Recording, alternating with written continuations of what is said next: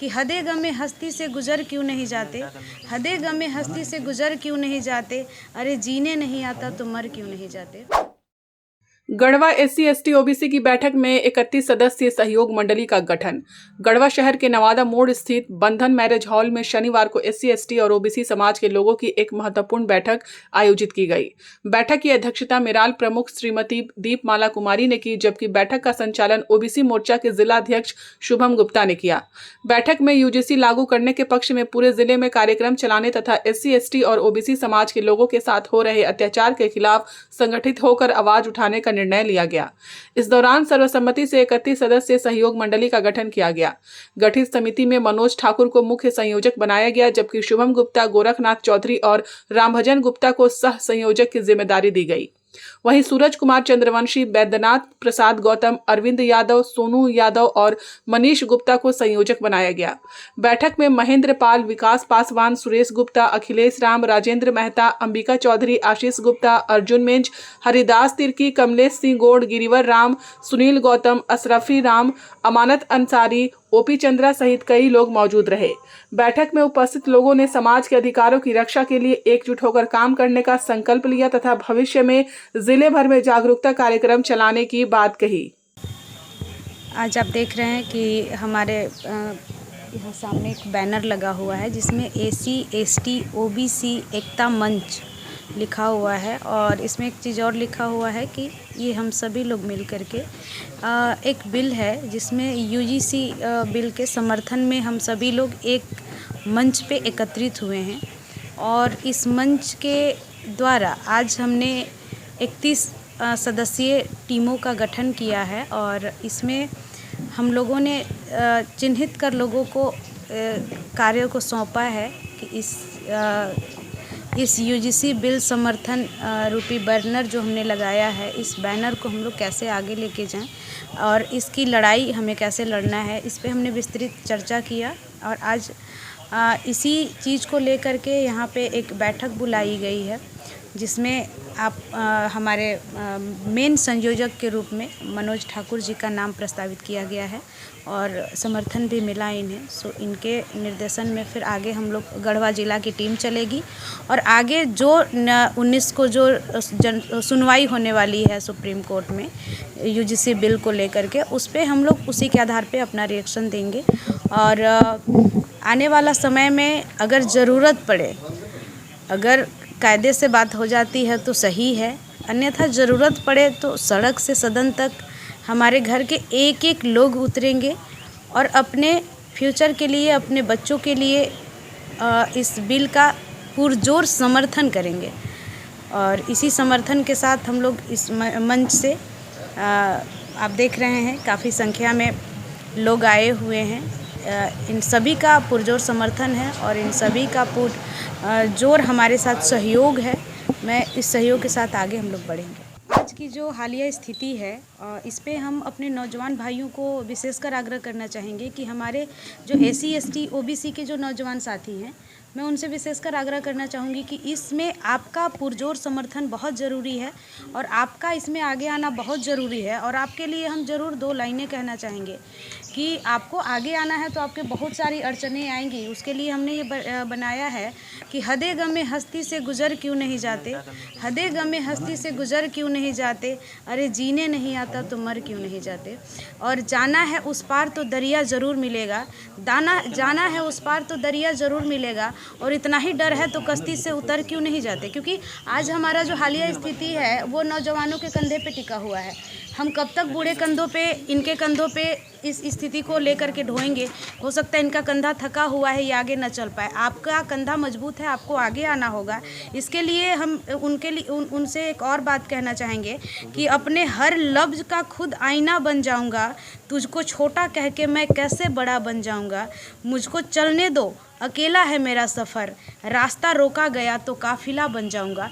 क्योंकि हमारा जो हालिया स्थिति है उसमें हमें कहीं से भी रोक टोक जैसे मिले, अभी जो हमारा जिस प्रकार से जो कारवां चल रहा है, बन रहा है, उसमें मुझे बाध्यता बर्दाश्त नहीं होगी।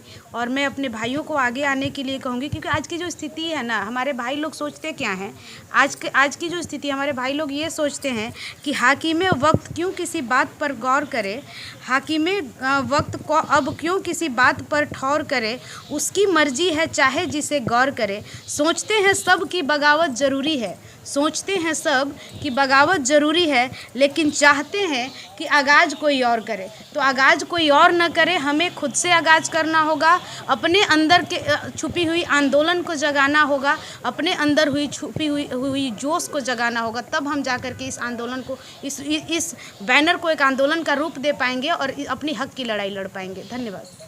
SC ST OBC का बैठक हुआ। बैठक में जिला स्तरीय संयोजक मंडली का टीम बनाई गई, गठन किया गया, जिसमें मुझे मुख्य संयोजक का दायित्व मिला। और मैं आप लोग को बताना चाह रहा हूं कि जो हम पर आशा विश्वास करके मुझे मुख्य संयोजक का पद आज मिला है, मैं इसको बखूबी निभाऊंगा। और ये UPC जी पर ही नहीं, 19 तारीख को जो निर्णय आना है, तो उस निर्णय पर हम लोग का ध्यान है।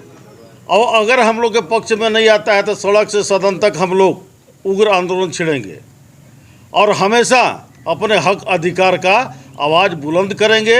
हमारे जो SC ST OBC परिवार हैं, वो जो आज किसी भी योजना से वंचित हैं, वैसे लोगों को हम लोग को लाभान्वित करना है। हम लोग को जिला में संगठन को मजबूत करना है और ये हमेशा संगठन सुख में दुख में हमेशा आपको देखने के लिए मिलेगा।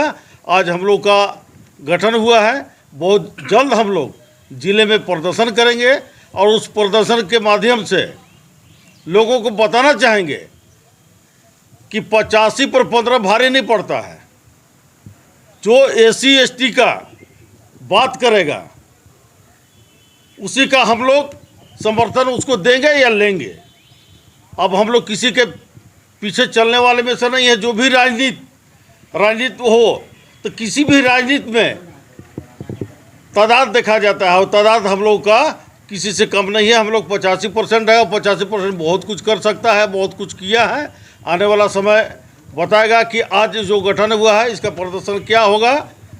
और बहुत कुछ नहीं कहते हुए मैं यही आप लोगों को आश्वासन दूंगा कि आज से SC ST OBC जिले में काफ़ी मजबूत है और मजबूत रहेगा। चूँकि किसी भी परिस्थिति से निपटने के लिए हम लोग मुस्तैद हो गए हैं, कमर कस चुके हैं। अब आने वाला समय बताएगा कि गढ़वा जिला अन्य जिला से इस संगठन को हर स्तर से मजबूत मिलेगा। धन्यवाद। मैं आज ST SC OBC एकता मंच के तहत अपने जो भी यहाँ चैनल आए हैं आप सभी को मैं धन्यवाद करता हूँ।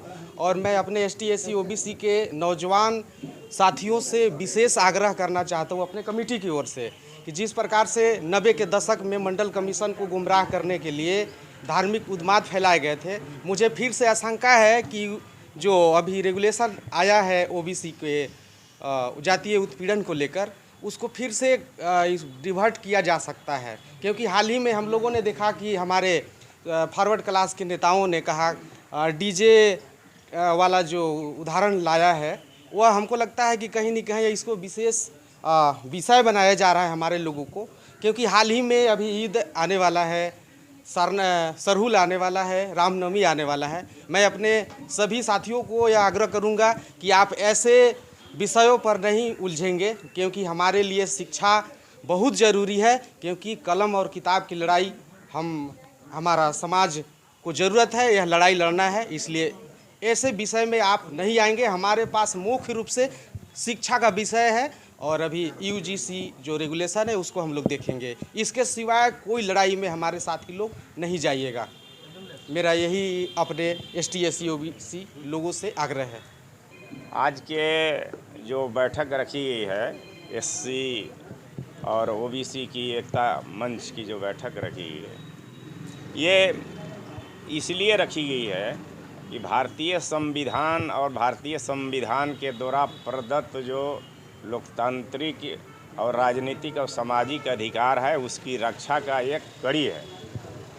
और उसमें इस बात से यह परिलक्षित होता है, यूजीसी बिल एक बहाना है और इस बात के लिए भारत के लोकतांत्रिक व्यवस्था में यह टेस्ट हो गया। जो लोग ये कहते थे अब नारा दे रहे हैं गाँव में कि हम हिंदू एक हैं और हम लोगों को मिलकर रहना चाहिए, जो विदेशी शासन कर रहे हैं, इस बात से यह प्रमाणित हो गया कि छोटी सी बात में यूजीसी जो यूनिटी कमेटी जो बनी गई है, जो रेगुलेशन आया है, उसमें कहीं नहीं है कि सवर्ण जातियों के उस कमेटी से बाहर किया गया है। वो स्पष्ट उस कमेटी में उद्देश्य है कि यूनिवर्सिटी के जो पदेन वाइस चांसलर होंगे वो चेयरमैन होंगे, प्रोफेसर उसका मेंबर होंगे और उसमें उन सभी जातियों का प्रतिनिधित्व दिया गया है और यह टेस्ट हुआ। और एक दूसरी चीज़ जो है, सुप्रीम कोर्ट के डायरेक्शन में ही कमेटी का गठन हुआ जिसमें पार्लियामेंट्री कमेटी का रिपोर्ट आया हुआ।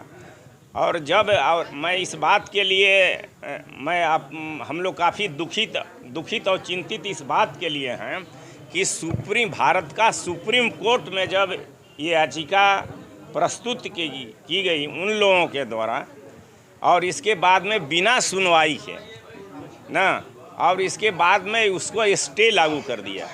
गवर्नमेंट के भी संवेदनशीलता और गवर्नमेंट की जो ईमानदारी है, इस बात से परिलक्षित होता है कि अटॉर्नी जनरल ने उस रनिंग कोर्ट में इसका विरोध नहीं किया कि जो सरकार के द्वारा जो आया है उसका पक्ष उन्होंने नहीं लिखा, बिना पक्ष सुने उसको स्थगित किया है।